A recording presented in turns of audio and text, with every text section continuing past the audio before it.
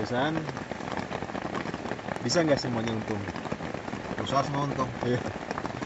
Perusahaan semua untung ya. Jadi kalau banyak perusahaan Indonesia semua untung gitu ya, semua perusahaannya gitu ya untung. Iya. Nggak bisa. Kenapa kok bisa gitu? Bisa. Bentar, bisa. Oh, bisa. Cuman nggak sederhana itu bro. Jadi ini agak kompleks gitu. Jadi kalau misalnya ini apa? Ini gue jelasin ya.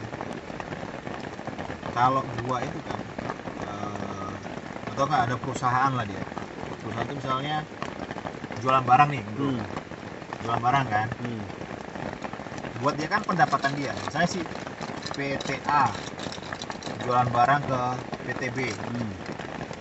Dia jualan 1.000 kan bro. Berarti pendapatannya 1.000 nih. PTB itu. Oke, sebab PTB dia jualan. Nah si PTB itu kan keluarin biaya kan 1.000 kan. Nah kalau diagregatin jadi total semuanya, berarti kan pendapatan adalah PTA pendapatnya 1.000, biayanya 0, totalnya 1.000 kan. Nah PTB biaya 1.000 ya kan, pendapatannya 0. Jadi ditotalin pendapatan adalah 1.000, biaya 1.000. Jadi di total keuntungannya 0. Nah ini berlaku semuanya ya. Nah misalnya perusahaan bayar lu. Ya. Oke, bayar lu ya 1.000. Saya bayar 1.000. Iya. Berarti kan perusahaan lu luas 1.000 kan, Iya. biaya 1.000. Nah lu pendapatan 1.000. Berarti kan ditotalin perusahaan lu pendapatannya 0, biaya 1.000.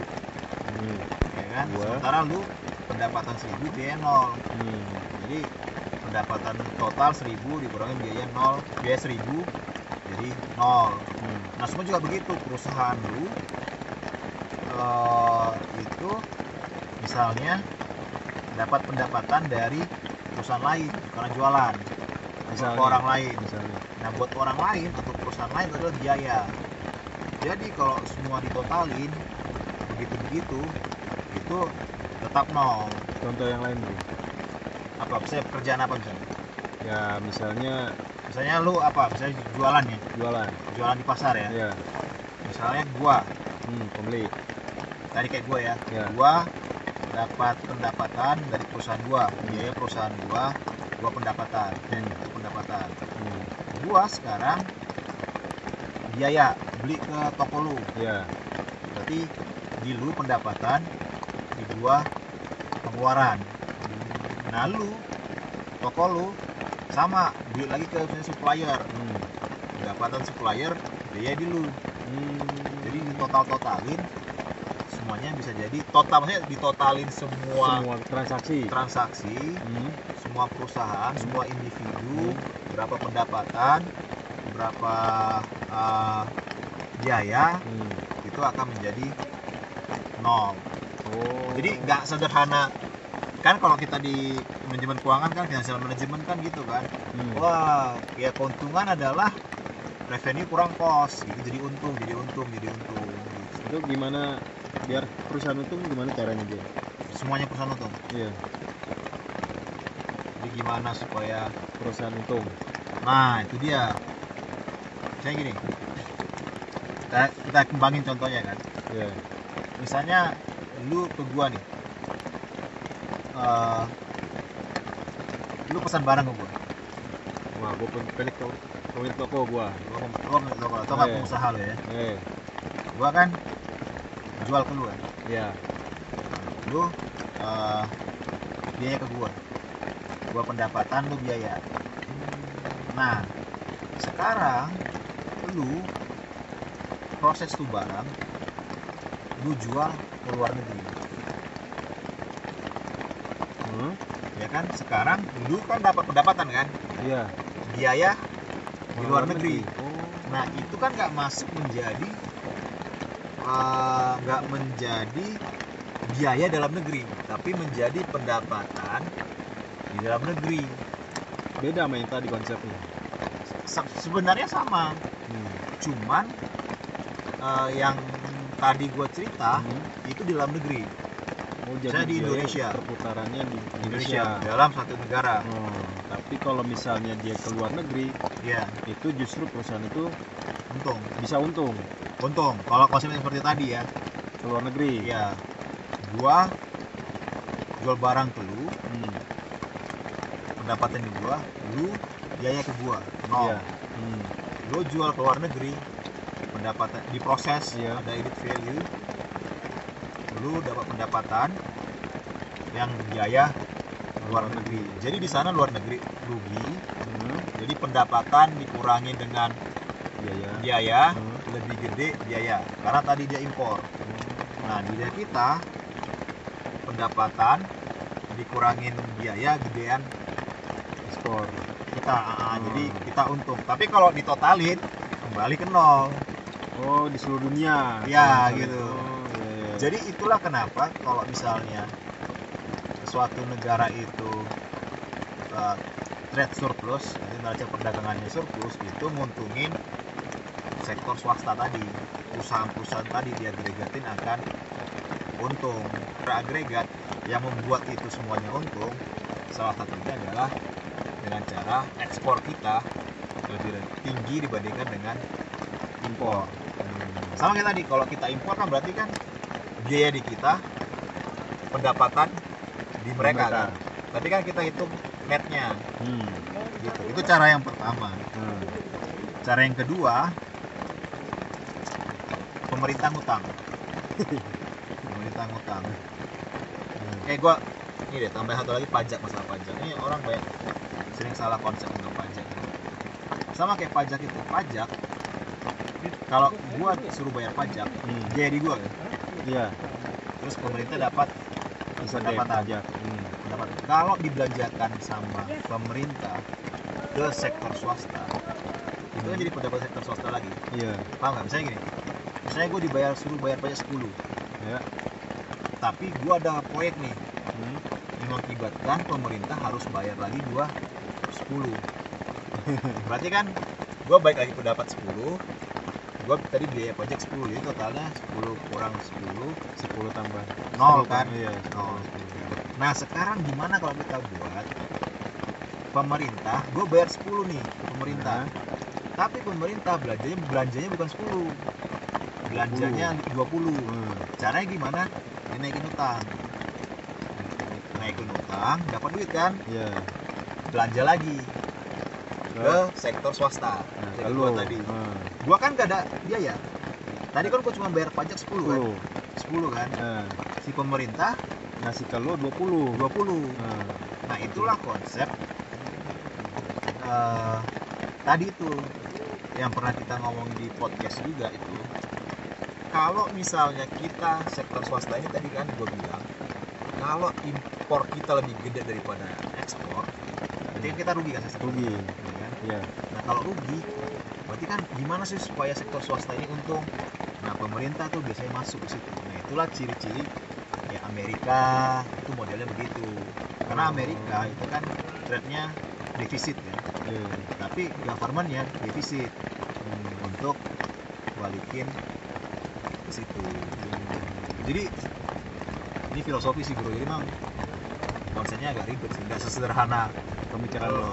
Maksudnya orang itu bilang revenue kurang cost pasti untung, revenue kurang cost pasti untung. Jadi tapi kalau diagregatin nggak bisa ya. Kalau pengusaha kan pikir gitu kan. Nah, gimana sih bikin bisnis plan, bikin studi kelayakan, ini revenue sekian, ini revenue cost sekian, gue untung sekian gitu. Nggak sesederhana itu kalau kita ngomongin secara agregat makro ekonomi, karena saling berhubungan kan. Kayak tadi gue bilang, revenue gua adalah expense pihak lain, expense gua, biaya gua adalah revenue atau pendapatan pihak lain. Semuanya akan seperti itu, berputar seperti itu. Itulah. Itu kan sekarang kan ada konsep efisiensi tuh. Ya. Efisiensi itu menurut lo gimana tuh? Apakah membuat perusahaan itu untung tambah besar atau gimana tuh? Ya itu dia tuh.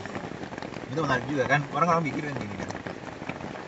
gue perusahaan nih, gue makin efisien, gue pakai teknologi, gue pakai apa gitu kan, gue makin efisien, apakah makin untung?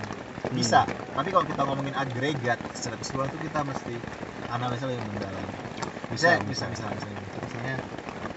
gue nih, gue bekerja satu perusahaan misalnya, terus kemudian gue digantikan sama robot gitu. Robot. Perusahaan yang selama ini gaji gue akhirnya menggantikan lo dengan robot. Kan?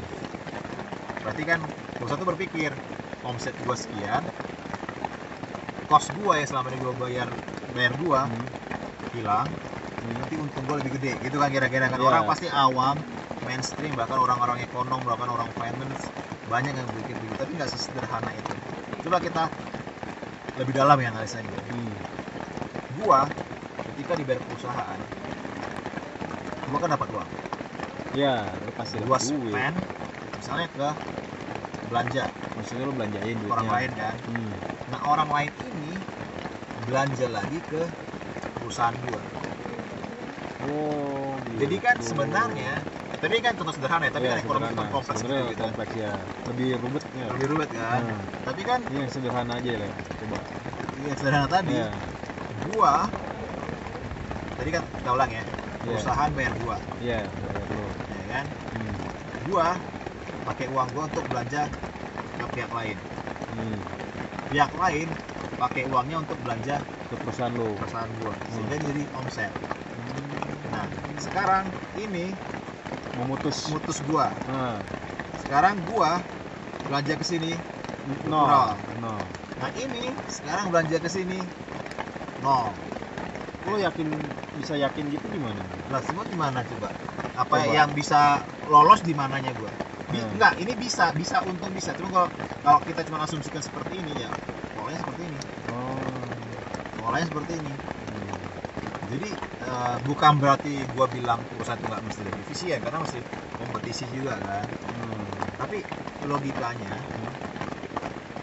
nggak bisa. Jadi kayak orang robot apa segala macam nggak bisa. Bahkan robot itu kan misalnya gini, gue digantikan robot. Emang robot digaji? Enggak kan. Jadi kan dia akan menggantikan posisi gue untuk spend ke sini kan.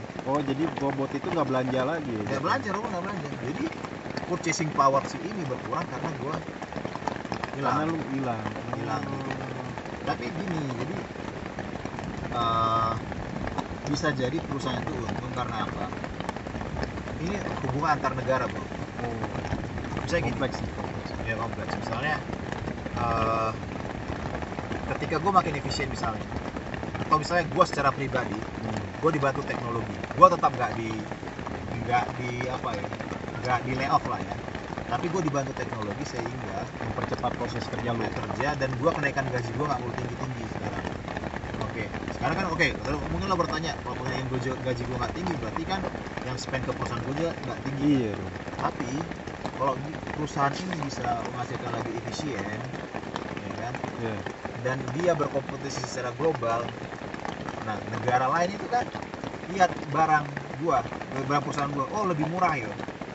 Kemudian dia membeli. Jadi kayak tadi balik konsep awal, ada pendapatan baru dari luar negeri. Makanya kayak Cina. Kenapa dia swastanya bisa untung?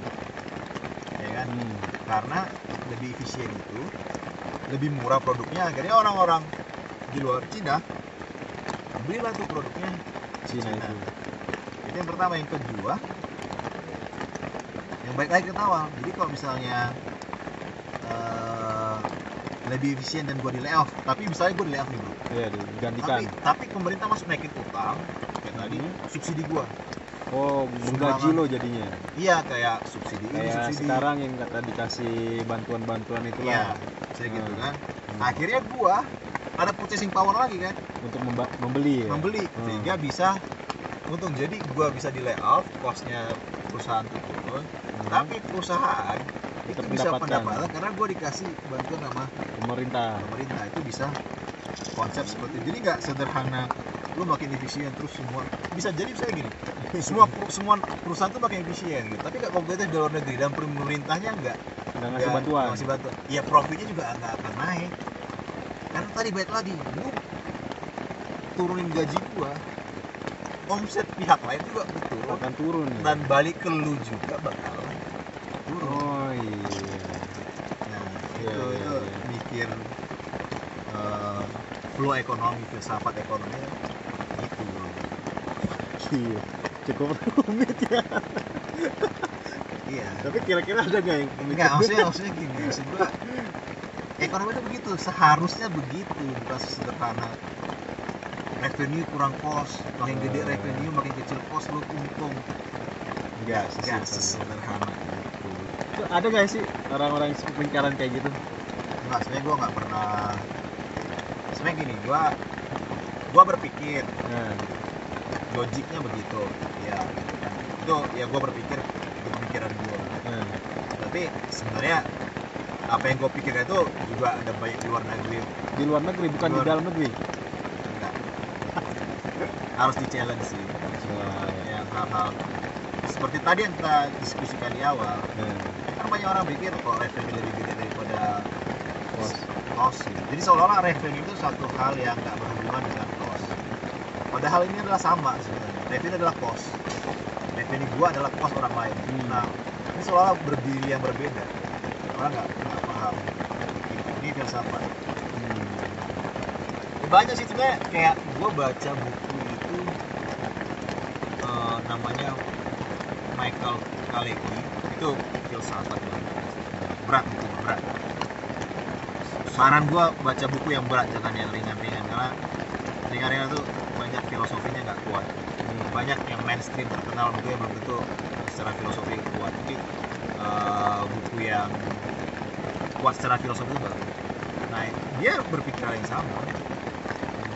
Gimana supaya dia bertanya sama, gimana supaya secara agregat di swasta itu ada keuntungan kalau sebenarnya revenue sama dengan cost, gimana bisa untung?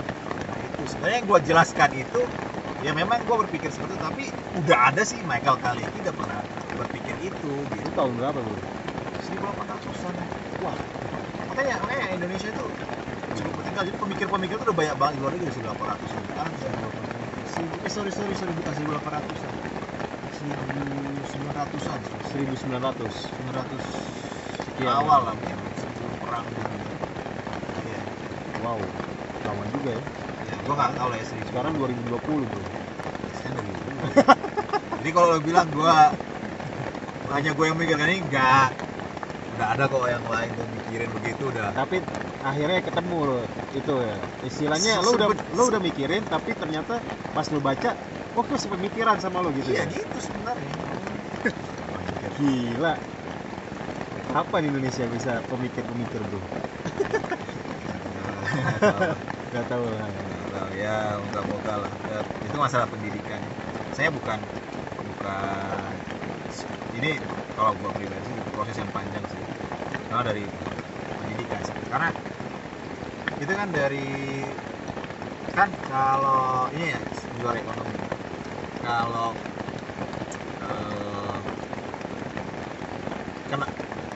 kenapa orang nggak bertanya begitu pertanyaannya?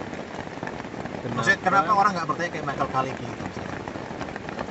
Kalau revenue sama dengan cost, kalau gua spend, gua biaya gua ternyata adalah pendapatan gua orang lain, pihak lain, dan semuanya seperti itu, berarti akan totalnya nol.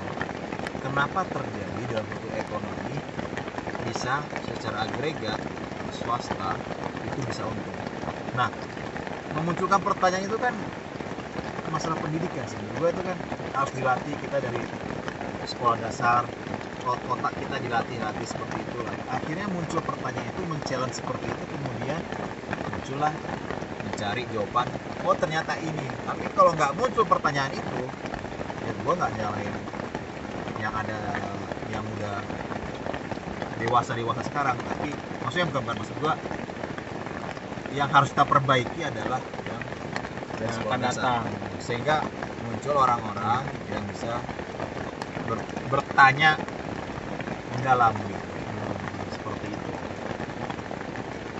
Dan itu kalau ada orang yang bertanya seperti ini agak modal seperti itu dan dia men-challenge dosennya, gurunya, itu kan semakin banyak kan, semakin banyak berpikir dan dia dosennya juga jadi makin belajar. belajar.